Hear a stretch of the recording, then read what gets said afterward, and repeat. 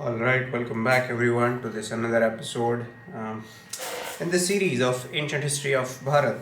All right, so far what we have talked about is Bimbisara came up.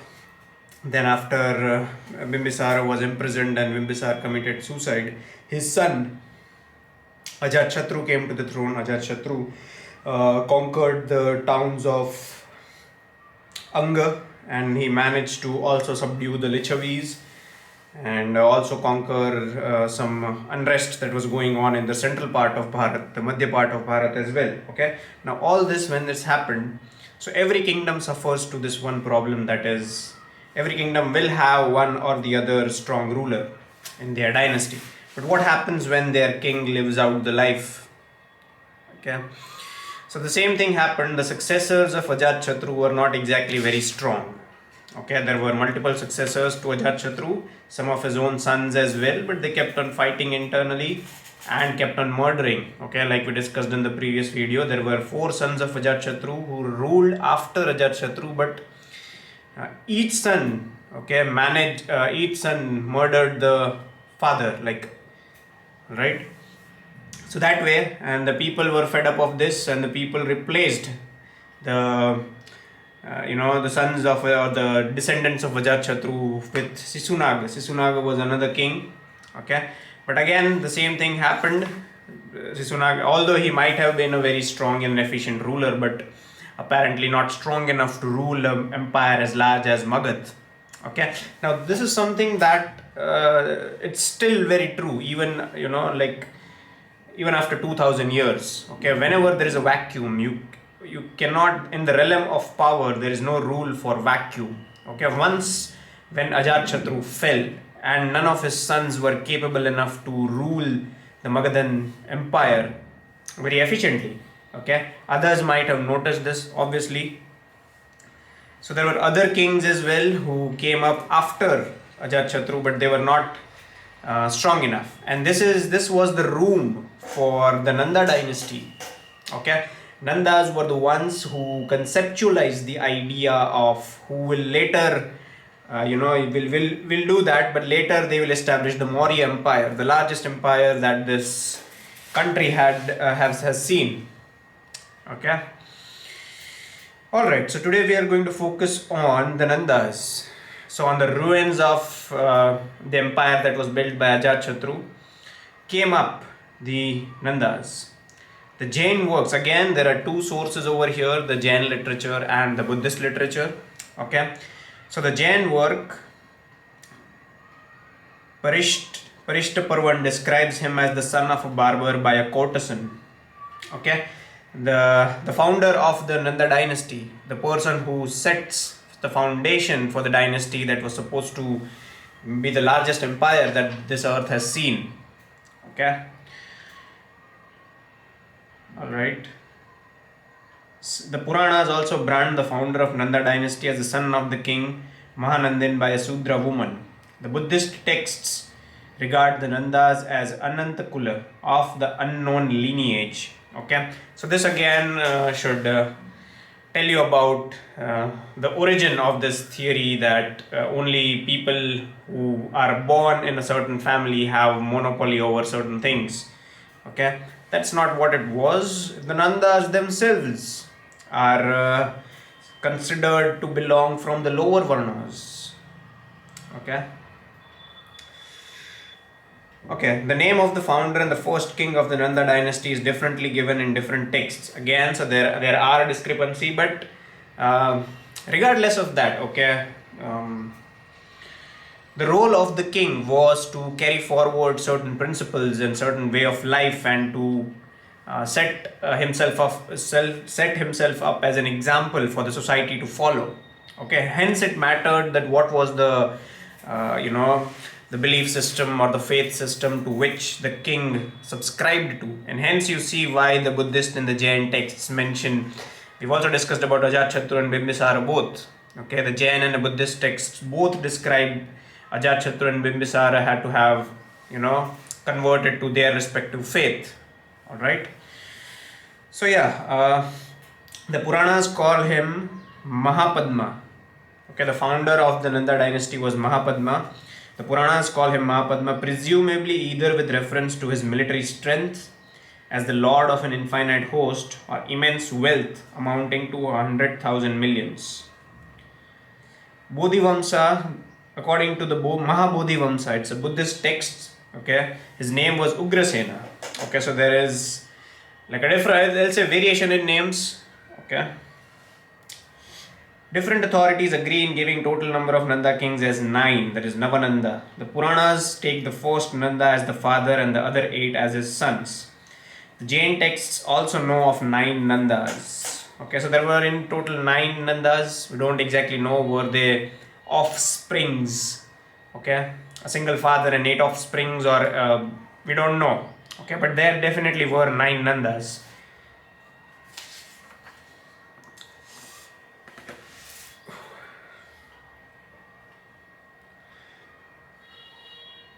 Another Buddhist text, Mahavamsatika, some details of the first and the last of the 9 Nanda brothers who ruled one after another according to seniority. Okay. So I guess, yeah, I mean the Nandas, they rose up from the very bottom of the, the bottommost strata of the society and worked their way up. I'm definitely sure they might have had some or the other alliances with others, but yes, okay, it is conclusively stated in the Buddhist, Jain, and even the Puranas as well that the Nandas were not from the first 2 Varnas, that is the Brahmins and the Kshatriyas. Okay. Text, however, is silent as to the actual steps by which it was achieved. It simply insinuates that the conquest of Magad marked the culmination of a career of violence and brigandage on part of a gang of outlaws whom the Mahabodhi Vamsa describes as Chorapubas, dacoits of old. Okay. So Ugrasena, the person who set up the Mahananda, he was a man of the frontier who fell into the hands of robbers and became one of them and later their leader. He with his gang started raiding the neighborhood kingdoms. So it is Mahapadma, the person who founded the Nanda Empire. He basically was an outlaw, a radical person who did not conform to the rules and the established norms of the society. Okay, what did he do? He simply just fell into the band of robbers, meaning since he was roaming around, he met a few people with the same interests, with the same proclivities, and they started off their career as somebody who used to raid the villages. They used to raid neighboring villages and misappropriate whatever they could from those villages. Okay, as time went on, gradually they realized that, oh, this is something that could be done on a larger scale. Okay, and hence, gradually and eventually with more and more raids, they gathered more and more resources, and based on that they gathered more and more power. Okay, the Puranas gave a more reliable account of the founder of the Nanda dynasty, whom they call Mahapadma. He is described as the second Parsurama, the exterminator of the entire Kshatriya race, and as one who made himself the sole sovereign in the country and brought it under the umbrella of one authority which was not challenged. The Kshatriya dynasties, which were thus uprooted, comprised the following: Ikshvakus, Panchalas, Kasi, Hehayas, Kalingas, Asmakas, Kurus, Maithilias, Surasenas, and Vitihotras. Okay, so the person who founded the Nanda dynasty, it is said in the Puranas that he is the person who is also known as the second Parshuram. Okay, Parshuram is the protagonist of the tale of. It is a very famous tale, what exactly happened to his father and how did he exact revenge for what was done to his father and his family. Okay, now this particular king, Mahapadma, he, like I mentioned earlier, he was an outlaw, he was a radical, he did not conform to the established norms of the society. And during those times, one of the established norms of the society was that only if you belong to so and so Varna, you can rightfully claim to, not exactly rightfully claim. This was not the law in letter, it was the law in spirit. Okay, because none of the Puranas and they mention that, that kingship or the throne to a kingdom was hereditary. None of the Aryan literature mentions that. Okay, so it was a perversion of the society, a norm that had, settled a norm that had formed itself in the society. All right. So this fellow Mahapadma, he did not conform to this. He was like, okay, to hell with it, to hell with the Kshatriyas. I'll build my own kingdom. And it is said that he destroyed all the Kshatriya dynasties. Okay. The Katha Sarit Sagara mentions the camp of King Nanda in Ayodhya, thereby implying that the inclusion of Kosala in the Nanda Empire. Okay. The conquest of Kalinga by a Nanda king has been inferred from the passage in the Hathigumpha inscription of Kharavela, which will be referred to in the later chapters. Okay. Now, one very interesting thing that I discovered while reading this book, okay, and why this matters, I'll explain after reading it out. According to some early inscriptions of Mysore, the Nandas ruled over Kuntala, the southern part of Bombay and northwestern part of Mysore. Okay, largely when we study the ancient history of Bharat, the southern part of Bharat is usually isolated. I would say, because we largely focus on the areas of Patliputra, the Magadhan Empire, and we don't simultaneously study the history of the southern part of Bharat during that age. Okay, it is something that has to change in our school. Hopefully somebody really rectifies this error, because I would say and it is true that the history of southern part of Bharat is usually neglected in the schools. It is largely north centric, and this is something that must change. Although why hasn't it changed already is a good question to ask the current dispensation. Okay. Alright. The general picture given in the Puranas of the great empire which Mahapadmananda had built up by exterminating the numerous Kshatriya principalities may thus be regarded as historically accurate. It is said, like I said, it was an age of radical thoughts. Okay. We have discussed this multiple times in our previous videos, but just a brief recap. Okay. What started off as a code of principles for smoother transition from the hunter-gatherer societies to settled communities. Okay, it evolved and perfected and got forged into the Aryan way of life by the time of the Rigvedic age. Okay, then moving ahead, we come to the age of the Samhitas and the Brahmanas. By Brahmanas, I mean the texts that were written.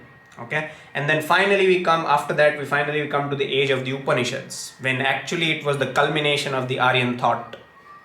Okay, so here it says, yes, the Puranas, they give a historically accurate account. Mahapadmananda, he desecrated the Kshatriya empires, because I guess he wanted to prove his credentials. He wanted to break these barriers, that only if you are born in so and so varna, then and only then you are supposed to be worthy enough to do certain things.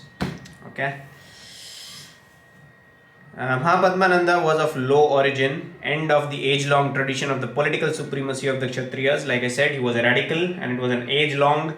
It was not a law in letter. It was a law that had seeped into the society through ages of perversion. Okay, because it's human nature. Once when you have occupied a place of power, okay, you would be reluctant to relinquish that place.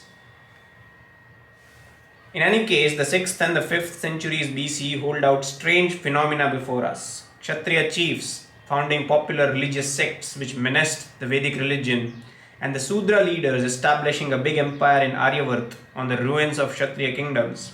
These two events might not have been altogether isolated or unconnected. Okay, so the 5th and 6th century BC, for those of you who have a difficult time to comprehend these dates, the current year is 2024. So if you rewind the clocks back 2024 years, you will reach a point of 0. And from that point, again, rewind the clocks back 500 years. So you'll reach 5th century BC. Okay.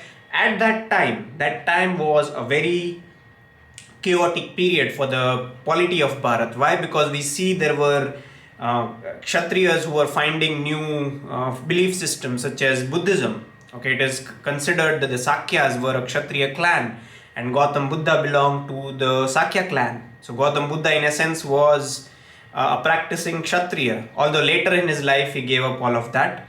So Kshatriyas were finding religious sects, and the third varna, that is Vaishyas, or probably even Shudras, they were finding kingdoms.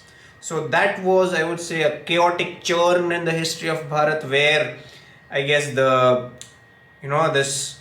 this idea, this rigid idea that only if you are born in so and so varna that you qualify to do so and so things. That is where that myth or that idea or notion was shattered. Okay.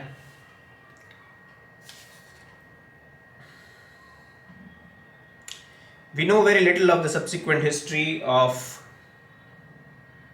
the Nanda dynasty until we come to the last king. He is not named in the Puranas but must have maintained intact his imperial inheritance of territory and army as he was ruling at the time of Alexander's invasion in 327 to 325 BC. Okay, like I said, there is one particular author from Greece, Curtius. Okay, Curtius says that, let me just verify, is that what he said? Yes, the Curtius said that the Nandas maintained an infantry of 200,000 soldiers. 2 lakh soldiers were in the employment of the Nandas. There were 2,004 horsed chariots. Okay, chariots with 4 horse, numbering in 2,000. It had 3,000 elephants. There are other records as well, but we'll not focus on them right now. Strength of popularity, Chandragupta Maurya, who was fated to overthrow him, already reported to Alexander's followers that he could easily conquer the Nanda Empire. Okay.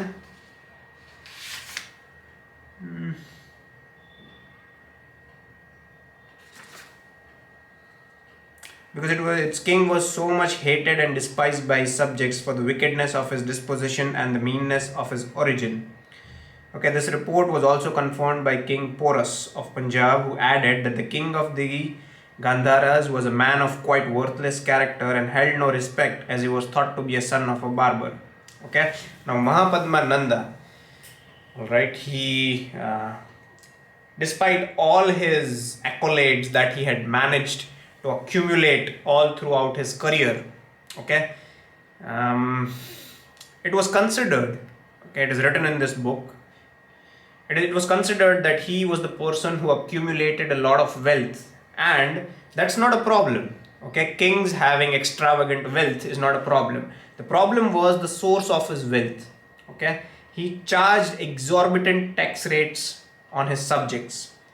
It was at the cost of the welfare of his subjects that he accumulated so much of wealth, and hence towards the end of his career, the latter end of his career, he was despised and hated by his own subjects.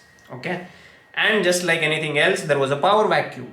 Once again, the people started hating Mahapadmananda, and this was the time when Chandragupta Maurya, who, okay, he was supposed to overtake, rather, yes, he was supposed to take over the empire that was established by Mahapadmananda, and he was supposed to add to it and make it into the largest empire of the Aryan subcontinent. Okay. His unpopularity, excessive taxation and exaction, its Buddhist version is thus stated. The youngest brother was called Dhanananda from his addiction to hoarding treasure. Okay. Now there is again something that is very interesting. Okay. Again, I am going to bust this myth of the Aryan-Dravidian divide. Okay, usually the politics of the southern part of Bharat, they have divided people, because the politics of the southern part of Bharat is slightly different from the politics of the northern part. Okay, in the north, the politicians use this fault line between the monotheists and the pagans. Okay, as in the Christians and Muslims on one side and the pagans on the other side. Although both of them have united to convert us, but that is besides the point. That is the politics of the northern part of Bharat. Whereas when you come to the southern part of Bharat, okay, the politics is, since the capital of Bharat is, I wouldn't know what to call it, but fortunately or unfortunately, the capital of Bharat is Delhi. And that capital is far away from the southern part of this country. Okay, so the politics in the southern part of this country is based on the Aryan Dravidian divide. Okay, so I would say that is not the case, but we'll get into it in the further, in any other video. Right now, we are going to focus on this. So this story, okay, that the Mahapadmananda, who was, was a very greedy king who was taking a lot of taxes and whatnot. This finds mention in a Tamil poem. Remember, Tamil is largely spoken in the southern part of Bharat. Okay, whereas Mahapadmananda, his capital was in Patliputra, that is Patna.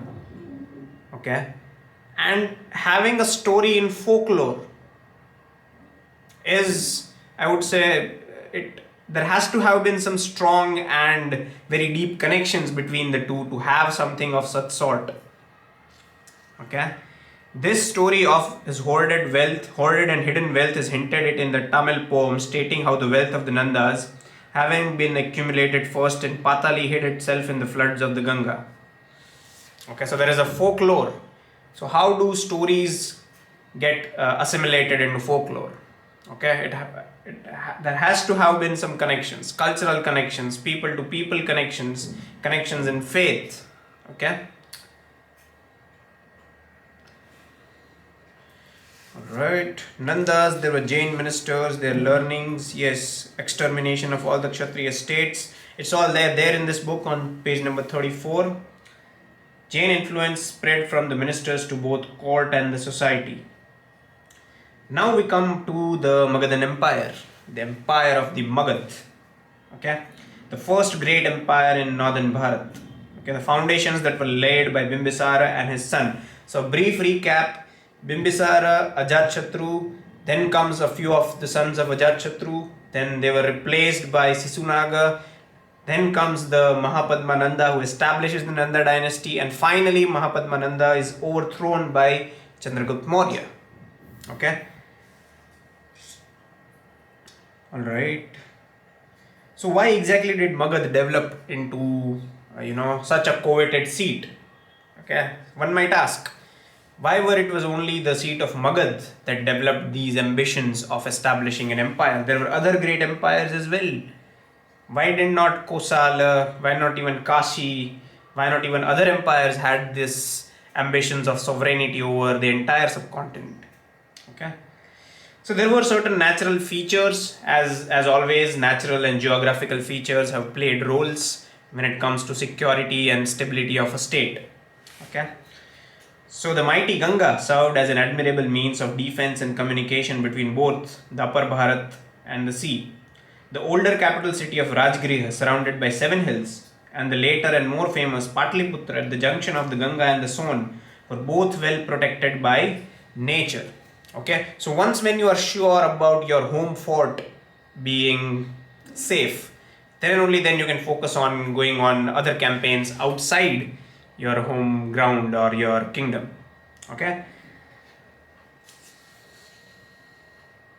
Now there is something that I find very not disturbing, but something with which I disagree with RC Majumdar is on page number 35 he writes, Magadha and the countries to the east of it. Okay. Here, Magad may be regarded as an important factor in its development. As noted, Magad and the countries to the east of it lay almost outside the pale of Vedic culture. Okay. So this assumption, we are, operating under that assumption that the Vedic culture began unilaterally in the the regions of current day Afghanistan, Pakistan, and some parts of Punjab and Rajasthan, and then it spread inwards. Okay, who's to say that there weren't other parallel cultures already existing, and there were also exchanges going on between them. Okay, so this is something that I disagree with. You cannot say that some states were outside the pale of Vedic culture and some states were included in the Vedic culture.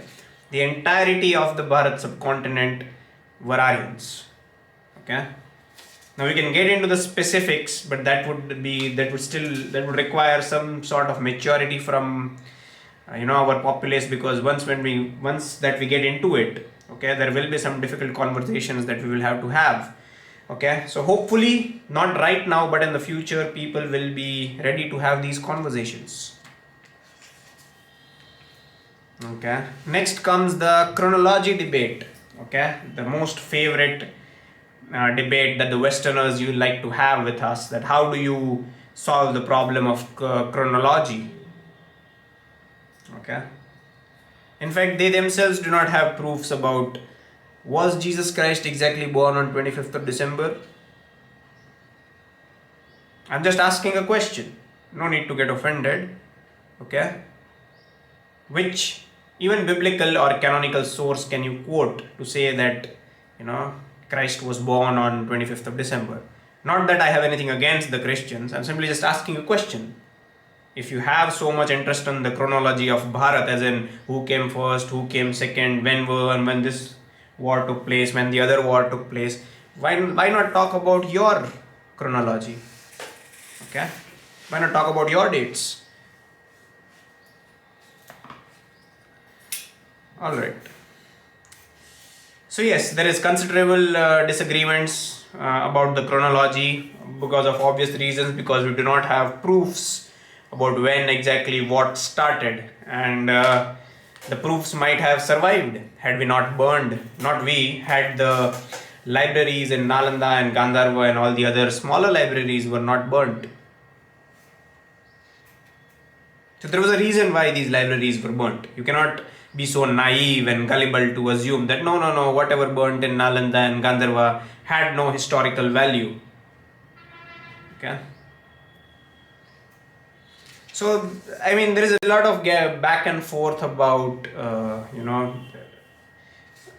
when exactly did, what can I say, when exactly, what was the exact starting point of this dynasty, what was the exact starting point of that dynasty.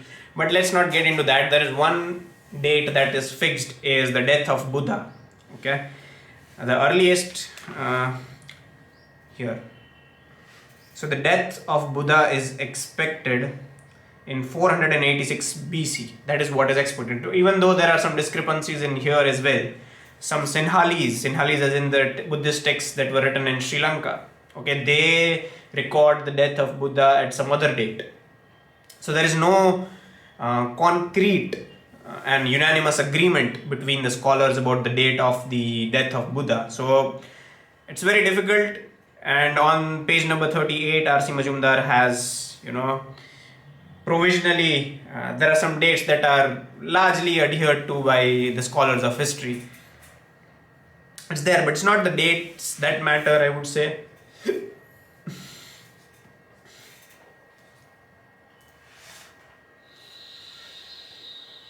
All right. Next up is chapter number 3, the foreign invasions. Okay. Now here is where my disagreement lies with this term of foreign invasions. Okay. If you read the first volume of this book, first volume in this series of history and culture of Bharat, written by RC Majumdar, the Vedic Age. Okay, there are episode, that is the first book that I put out in a series of episodes in this series. So if you have not watched them, do watch them. They will be there in this playlist. And so in there it is stated that the Aryans, this theory has been totally disapproved now. So this is only for the sake of argument. Okay, let's assume that the theory of Aryan invasion was right. Okay, that the Aryans came from this, snowy Scandinavian countries and from that side, all right, and they came from that place over here. Okay, and they waited up until arriving on the subcontinent of Bharat, and then and only then they, settled down upon writing the Vedas, the Puranas, the Samhitas, and the Brahmanas, and all of that. Okay, let's assume that is all true. Okay, and it is said that the first division, that the first, how do I say this? The first splinter from a single unitary Aryanhood, the first splinter was one side going towards Persia, that is Iran. Okay, I would say they call them as Indo-Iranians, but that is again a misnomer. Okay, there is no such place as India. India is a place that the Westerners like to use to refer to a place where the message of Christ has not spread. Okay, the land where heathens live is the place that is called India. Okay, so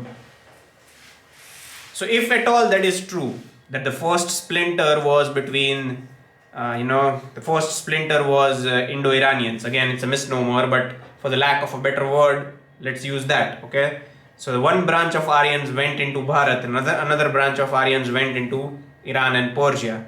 Then why exactly are we calling it foreign invasions?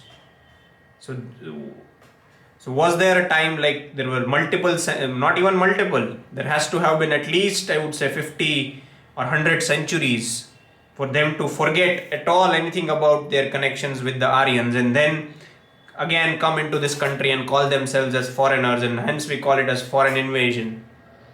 Okay, this is something for you to think about. I am not exactly claiming to know all of this to be true, but this is just a primer for you. Okay, there is a lot of questions that need to be answered when we talk about foreign invasions.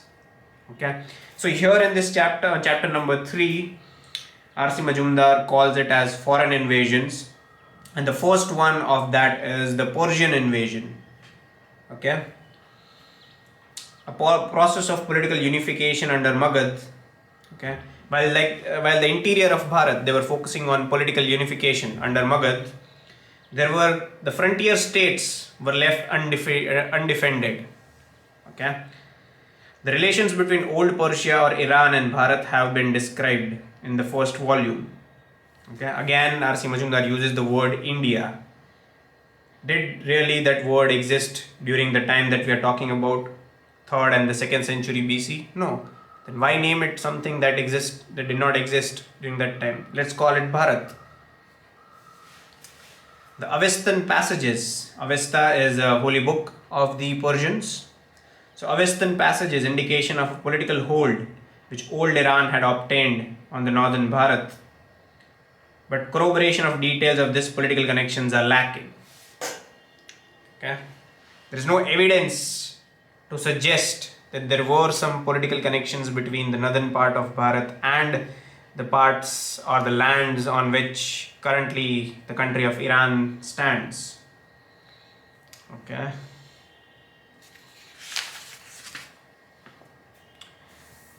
All right. That's it. We'll focus on these invasions in the next episode in the series of Ancient History of Bharat. That's it for this video. Thank you for watching.